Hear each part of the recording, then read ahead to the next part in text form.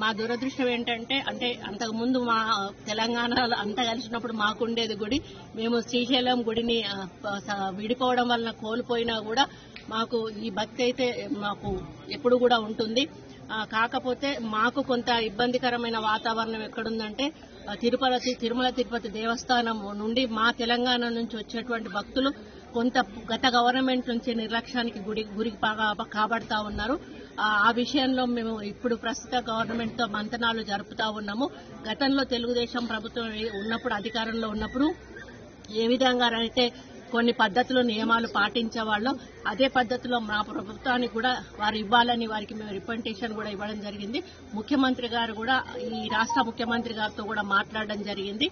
వారు కూడా ఒక పాజిటివ్ వేలో మేమందరం కూడా చర్చించుకొని మొన్ననే వాళ్ళ కమిటీ కూడా వేయడం జరిగింది. కాబట్టి కమిటీలో నిర్ణయించుకొని మరి తెలంగాణకు నుంచి అధిక భక్తులు వస్తారో